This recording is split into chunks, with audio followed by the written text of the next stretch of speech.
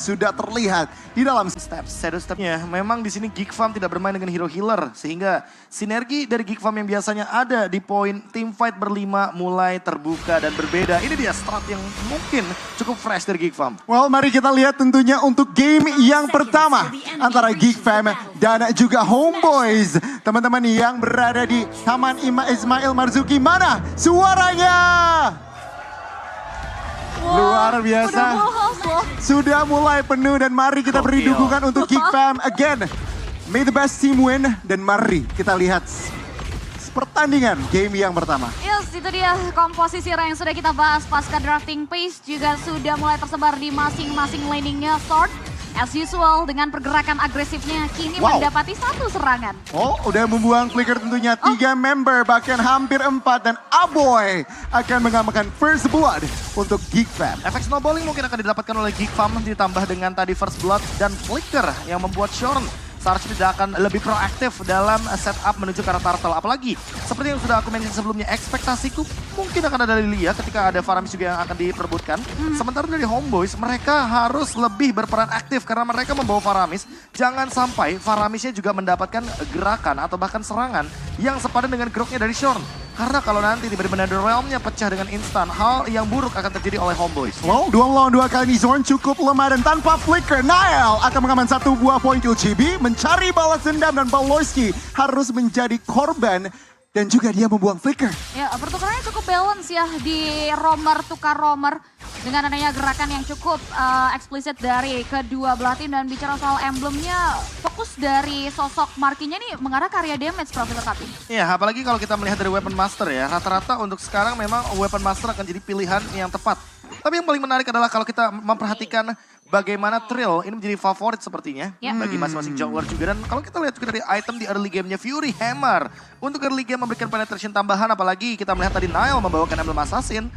Mungkin kita harus memperlihatkan juga bahwa Shorn seperti tidak berada dalam kondisi yang cukup bisa bebas. Oh, 2 tim kehilangan 2 flicker dari tim kiri dan juga kanan cepat dengan final slash-nya gagal connect tadi. Aboy good disengage bisa dibilang, dan tentunya mari kita fokus ke arah turtle. Ini benar-benar diisi oleh Geek Fam dan Nile dengan cukup nyaman mengamankan turtle. Dan kita lihat Zorn masih belum mendapatkan flicker, tampaknya wild charge pun belum berdikemas dan Zorn masih bisa survive. Ya, alasan dari tadi ya, sempat kita mention bahwa tidak adanya flicker terhadap Shorn akan membuat nanti turtle-nya bakal kesulitan bagi Homeboyz. Tapi turtle yang pertama diamankan oleh Geek Farm membuat seharusnya Homeboyz akan bermain lebih hold sedikit, lebih menahan sedikit. Mungkin tempo akan dipegang sama Sepat nantinya, tapi kita tahu sendiri di sini Arlott ketika berada di landing phase, dia tidak begitu kuat kalau match up-nya lawan Terizla. Sementara Terizla dengan bermodalkan Fury Hammer saja, untuk urusan clear wave minion, dia akan sangat instan sekali. Ya, secepat itu sih. Bahkan kita lihat juga tadinya bagaimana kontribusi dari sosok Luke di area turtle yang tidak bisa di-catch up oleh teman-teman dari Homeboyz. Sejauh ini mereka mengalami ketertinggalan yang cukup signifikan dan pertukaran udah mulai harus segera dikulik. Dan bahkan pengambilan terhadap Little Wanderer-nya akan menyinggung satu buah gerakan yang ternyata belum mau di follow up lebih jauh lagi oleh teman-teman dari Geek Fam.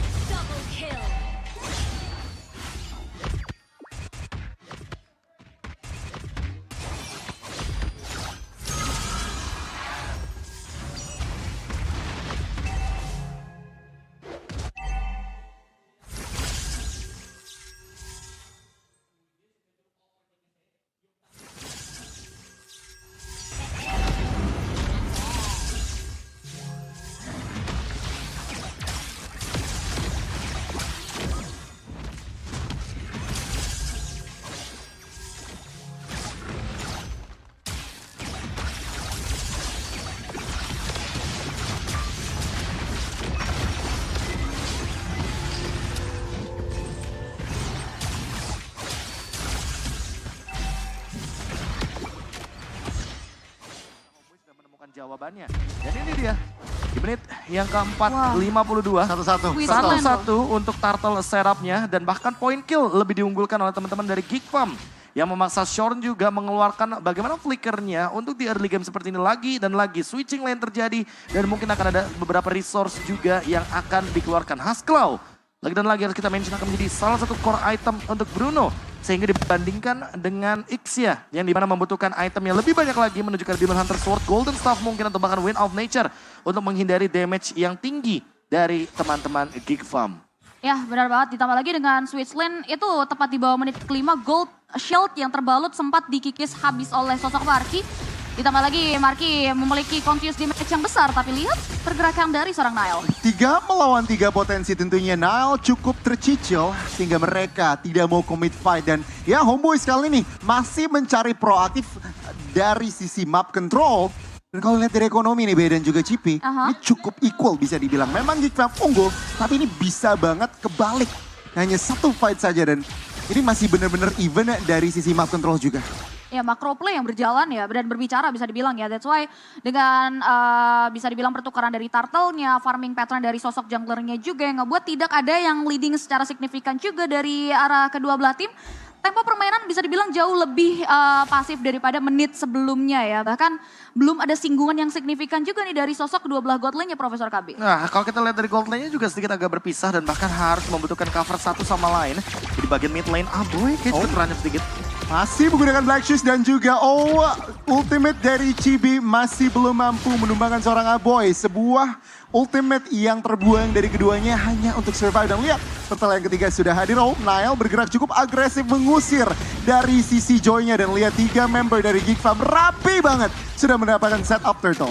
Ya, poke damage adalah jawaban ketika Chibi-nya begitu kuat dengan immune effect dari Electrifying Beats sehingga jawaban dari Turtle yang ketiga Nile lebih secure dan bahkan ada flicker. Oh, I'm offended wall charge kali ini. Zorn tapi tampaknya dibalas dengan penalty zone flicker dari seorang Luke di recall begitu saja dan Luke secure kill ke arah Zorn. Deal satu buy one get one di mana satu turtle berhasil di-convert dengan adanya poin eliminasi dan bahkan satu turtle terancam. Berhasil diamankan namun nampaknya full barrage menghindari siasat setup yang sempat dibawa oleh Geek Farm di area bawah Profesor Kapi. Ya bahkan kalau kita lihat tadi barusan adalah sebuah flicker yang indah banget dari Luke karena dia tahu Zorn-nya sudah tidak memiliki escape ability apapun itu dari pasifnya pun tidak ada lagi. Holy Crystal diamankan juga oleh Chibi.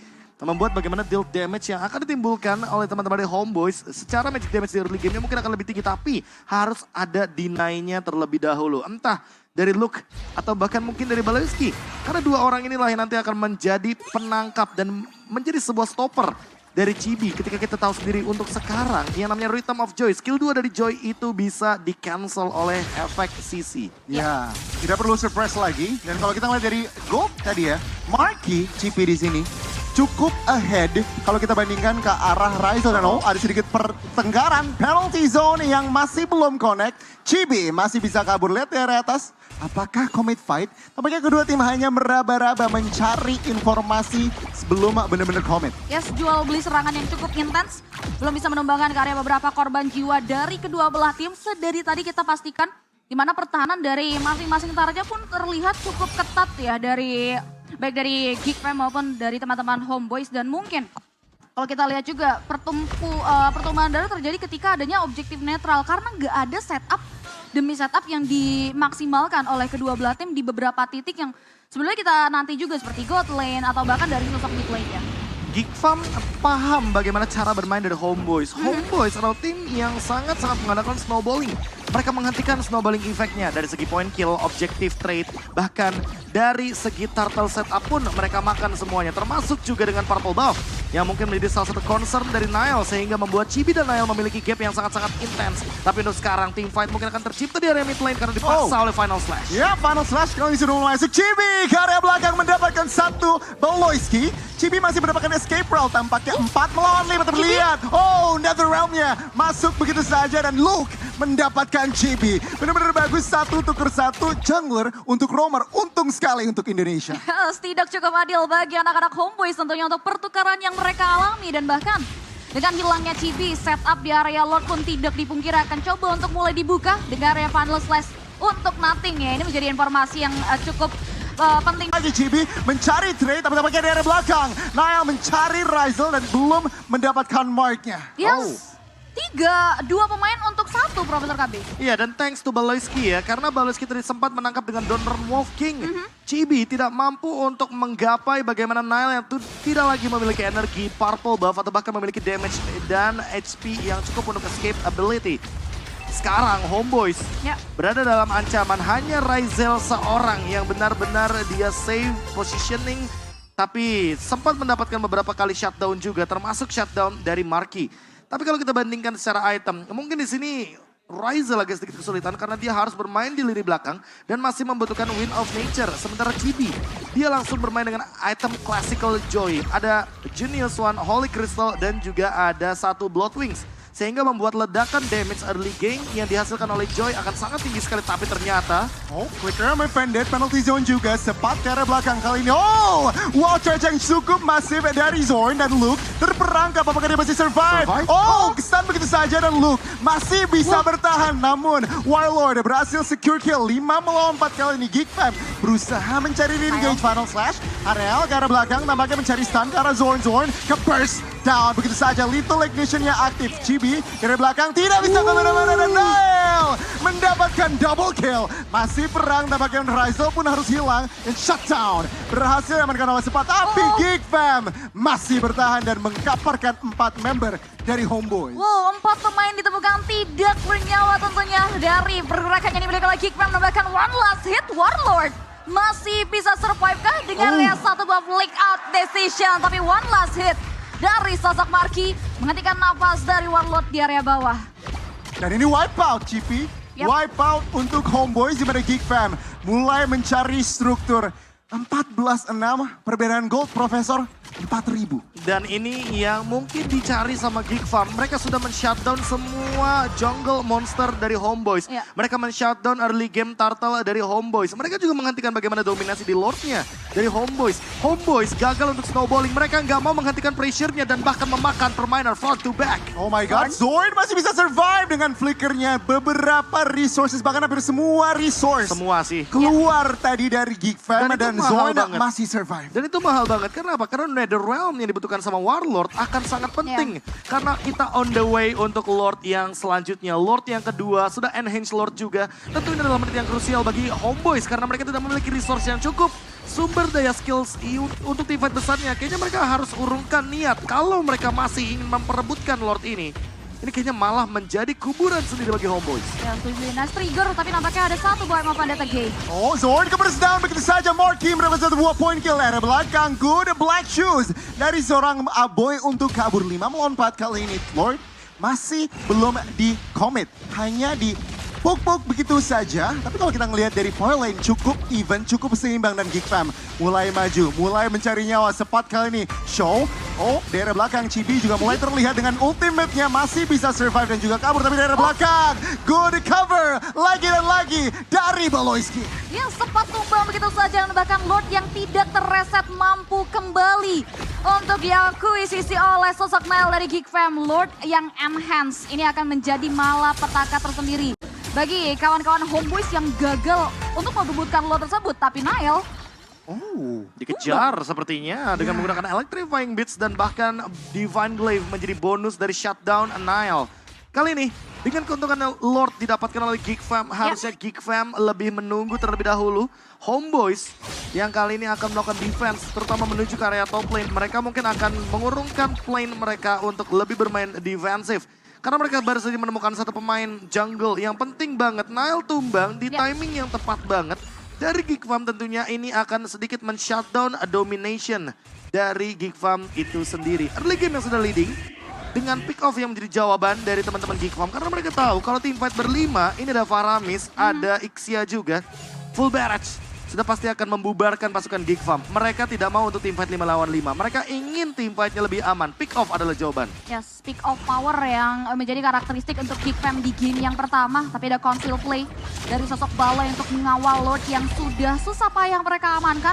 real line push-nya pun tidak bisa disesuaikan, tapi lihat di area top. Oh, sudah mulai masuk Chibi mencari backliner dari Geek Fam. Oh, Balorski, I'm offended ya. Konekin satu member dari Chibi. Full Barrage memberikan pressure tapi yang pakai Aboy. Tidak bisa kabur. Look! Dengan penalty zone-nya berhasil mendapatkan Zorn. Dan tampaknya 2 member untuk 2. Dan tampaknya Sepat berhasil mendapatkan 1 buah member dan 4 member untuk Geek Fam. Harus hilang di line of Dawn. Alright, 4 pemain tumbang dan nampaknya konsil play dari sosok Geek Fam di dodge dan di outplay dengan pergerakan dari sosok Warlord, Profesor KB. Iya, ditambah dengan Homeboys, ingat mereka punya high ground yang powerful banget. Mereka punya Faramis, mereka punya Ixia. Kayaknya akan lebih bijak kalau team fight-nya ditarik di luar dari area high ground. Karena kalau kita lihat dari instant replay-nya, wall charge yang begitu indah memaksa full barrage-nya. Semua damage-nya pun instantly masuk ke tubuh dari teman-teman Geek Fam. Dan kalau kita lihat dari final slash yang memporak-porandakan lagi, menambah power daya dobrak juga dari Homeboys. Karena mereka tahu bahwa high ground defense mereka kuat. Makanya mereka berani untuk mengajak team fight dari Geek Fam di area teritorial mereka. Bahkan satu base turret seolah jadi percuma karena mereka tahu kalau mereka di dalam area dari base-nya itu akan makin lebih kokoh formasinya. Lihat sekarang malahan Ryzel sudah lengkap dengan 6 itemnya. Menyusul bagaimana ketertinggalan gold lead yang tadi sempat terjadi di early game dan Marky yang kali ini perlu Wind of Nature mengganti beberapa itemnya sehingga dia akan memiliki power spike yang lebih mampu untuk membuat team fight lebih panjang lagi. Overextend team fight adalah jawaban yang baik dari Geek Fam. Tapi perlu diingat juga Homeboys adalah tim yang kuat dengan team fight berlima. Jadi mereka harus mempertimbangkan kembali mau tim fight tarik ulur di Lord atau pick off lagi kayak tadi di awal game dari Lord and Henge. Oh, Conceal dari Homeboys kali ini berhasil ya bisa dibilang didefleksi oleh teman-teman dari Geek Fam. Dan kalau ngelihat dari defense Homeboys barusan, gold yang cukup signifikan berhasil dihilangkan setengahnya. Hampir 1.500, hanya 2.000. Tapi turunnya cukup signifikan, JP. Setuju sih, ini menjadi tolak ukur untuk Geek Fam kembali berhati-hati terkait bagaimana setup mereka. Yang dimana ini cukup krusial juga dengan menarik Lord di teritorial dari sisi Geek Fam. Penyebaran pun sudah terpantau jelas, tapi lihat look. Oh, penalty zone defensif. Lihat reposisi dari Balorski. Apakah Big Brain Baloy kali ini bisa deliver atau bisa memberikan Geek Fam? Oh, kali ini terspot begitu saja ke stun. Lagi dan lagi I'm offended. Ke arah satu member Netherrealm to save the day. Tapi kita lihat Geek Fam mulai mundur pelan-pelan. Oh, flicker yang sangat agresif. Hampir men-take down seorang Sepat. Dan look, berhasil mendapatkan 1 buah point kill. Marky tertangkap begitu saja dan shutdown. Berhasil diamankan oleh Ryzel. Yes, again and again setup yang harus menguntungkan teman-teman dari Homeboys. Bagaimana Marky yang harus ditumbangkan. Dan sebetulnya kalau ngomongin kuantitas nih masih di 4 untuk 4, Profesor KD. Iya, tapi masalah utamanya adalah 4 lawan 4-nya. Gak ada damage dealer utama dari Geek Fam. Tidak ada Marky di sana, tidak ada Marksman di late game. Ini akan menjadi malapetaka. Dan lihat Chibi dengan shield absorb yang sangat banyak. Membuat durability tambahan bagi Homeboys. Dan mereka ingin overextend team fight. Tapi ingat, tidak ada Warlord, tidak ada Netherrealm. Oh, mereka ngincer nyawa dulu. Tampaknya Chibi. Oh, Ryzel. Kena boy dari belakang. Luke bertahan badan, tapi Ryzel hilang. Lord berhasil diamankan oleh Nile. Kali ini Geek Fam masih mencari nyawa. Nile berusaha kabur. Apakah ada coveran kali ini? Masih ada sumber daya untuk kabur dari seorang Nile. Tapi lihat dulu. 2 melawan 1. Memiliki Immortal. Apakah survive? Oh, harus berhati-hati kali ini. Tapi tampaknya Luke harus kehilangan immortality-nya. Dan Lord sudah mulai marching dari atas. Tapi Luke tampaknya akan hilang nyawanya. Yes, langsung ditumbangkan begitu saja sebagai bentuk pertukaran dari tim fight Lord yang ternyata tidak menguntungkan anak-anak dari Homeboys tanpa adanya Marky. Membuat Geek Fam ternyata tidak terlalu gentar begitu saja. Dan mereka harus belajar dari satu kesalahan. Mereka nggak bisa berfokus di satu titik laning saja pasca Lord berhasil di-secure. Dan lagi-lagi Homeboys bertahan dengan cara yang sama. Mereka akan mencuri 1 point kill pasca Geek Fam mendapatkan Lordnya. Jadi Lordnya seolah-olah menjadi percuma. Belum ada 5-man team fight dari Geek Fam ketika mereka mendapatkan Lord. Sehingga mereka malah menimbulkan kerugian bagi tim mereka sendiri. Makin menuju ke late game, makin berbahaya. Karena tentunya Faramis di late game sangat kuat sekali dengan pasif yang dia miliki. Apalagi dia sudah memiliki 45% cooldown reduction dari Enchanted Talisman, Line Intransion, dan juga Magic Shoes. Membuat bagaimana kekuatan late game dari Faramis makin lebih mengerikan. Walaupun real time yang kali ini sedang berjalan untuk menuju ke arah Geek Fam, tapi makin late game makin berbahaya. Harus digarisbawahi bahwa Homeboys memiliki 3 hero late game yang lebih banyak tentunya daripada Geek Farm. Setuju sih, apalagi korelasi dari Sorn sama sepatnya udah berjalan loh. Tapi kali ini Sorn udah mulai coba untuk miss wall charge. nge-dodge. Ya, wall charge terbuang. Sepat kali ini berusaha menahan badan di area depan. Masih ada immortality tentunya, tapi lihat Ice Queen One dari Aboy pun membuat Sepat sedikit kesulitan berotasi. Masih belum dikoment oleh Geekfam. Hanya menunggu saja, tapi lihat Chibi pergerakan cukup agresif tadi, berusaha dicoba, namun Nile masih ada space atau ruang gerak untuk kabur. Yes, masih tarik ulur saja rupanya yang dilakukan oleh kedua belah tim untuk menunggu dan menanti kedatangan Lord kita tentunya ya. Posisi dari Marky ini yang perlu dipertimbangkan nantinya, tapi lihat Luke dan juga Storm ya. Tipikali Storm yang pasti akan taunting-taunting dengan recall ya. Pelan-pelan terlebih dahulu, dan buat kalian yang lagi nonton tentunya nonton M5 bareng Yuzong. Lihat nanti tanggalnya tentunya lebih detail lagi, tapi 20-14 keadaan ekonomi cukup seimbang, Be.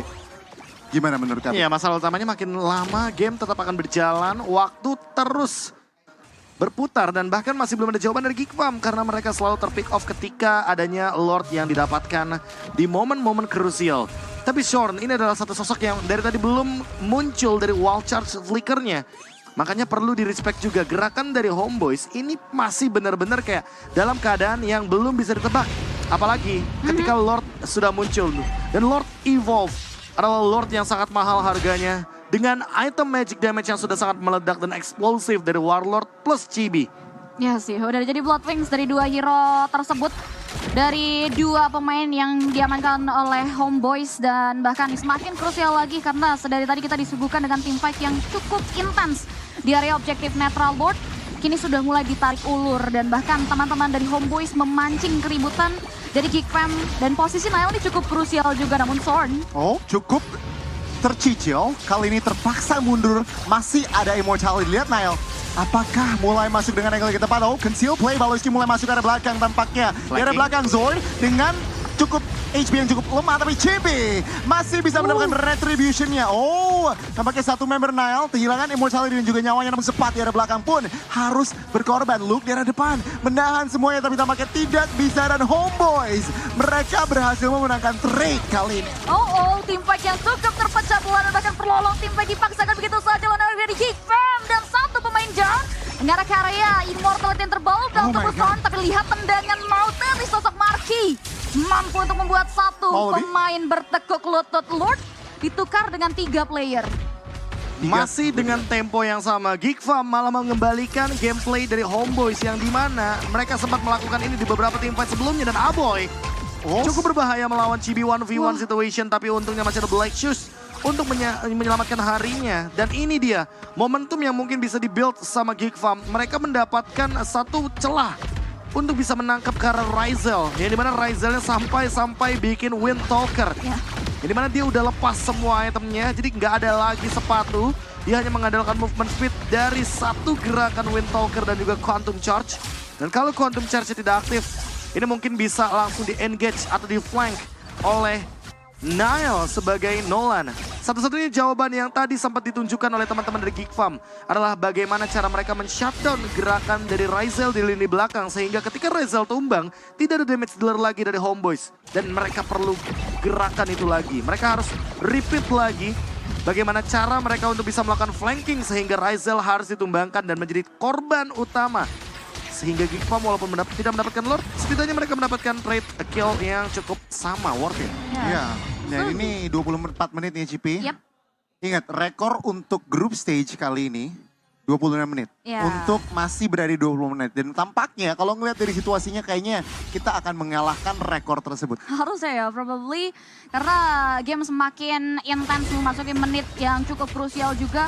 Ditambah lagi siapapun yang tumbang nantinya akan kehilangan waktu untuk berkontribusi juga yang cukup lama di waktu ini. Dan kalau bicara soal Marky ya, pasca adanya Wind of Nature posisinya udah mulai semakin bisa dibenahi juga. Apalagi Athena Shield. flanking move dari Nile ini yang harus dipertimbangkan juga tentunya oleh teman-teman dari Homeboys. Dan nanti Quiras juga jadi jawaban dari Sepat. Dia tahu persis kalau nanti kalau misalkan di flanking oleh Nile, setidaknya akan ada deny physical damage deal yang lumayan tinggi dari Anti Quiras. Hanya saja kalau kita melihat dari gold difference, makin lama game berjalan, lihat Homeboys makin build up menuju ke arah late game dan goldnya makin swing ke arah kanan. Yap. Ini akan menjadi sebuah malapetaka tentunya bagi Geek Farm kalau mereka masih benar-benar berada dalam tempo yang sama.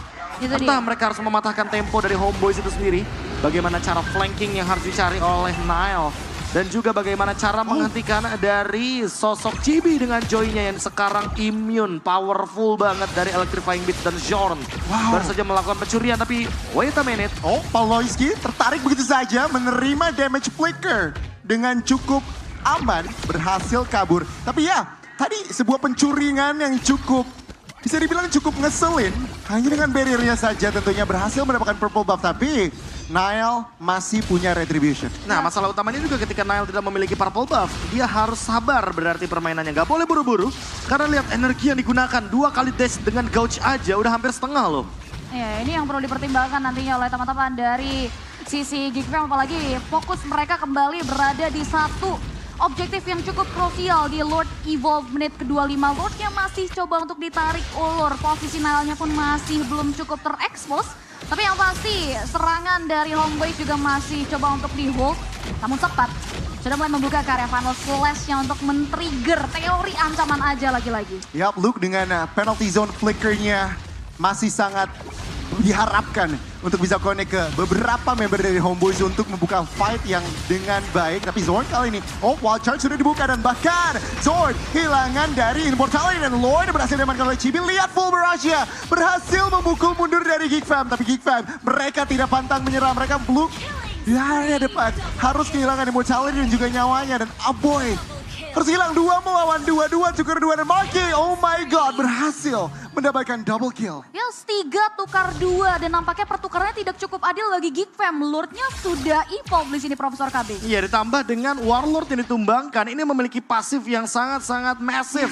Sehingga dia kembali lagi dengan kurun waktu yang begitu instan, kurun waktu yang begitu cepat. Denial, sepertinya dia ingin punya rencana untuk melakukan cut di area mid, untuk melakukan flanking juga. Tapi lihat Marky sendirian di depan, mencoba untuk menahan semuanya sendirian. Oh my god, 40 detik untuk 3 member dari Geek Fam. Baser dari tengah harus hilang, Marky dan juga Nile melawan 4 member dari Homeboys. Wild charge connect karena 1 member, tapi lihat Lordnya berhasil TB turret dan game yang pertama harus jatuh ke tangan Homeboys. Homeboys mampu untuk membuat Geek Fam bertekuk lutut di game yang pertama. Nah, kemenangan yang cukup dramatis tentunya, tarik ulur dari objektif netral yang ternyata tidak bisa dibendung ketika memasuki menit 20 ke atas Profesor KB. Masalah utamanya tadi udah sempat, itu adalah alasan yang pertama. Late game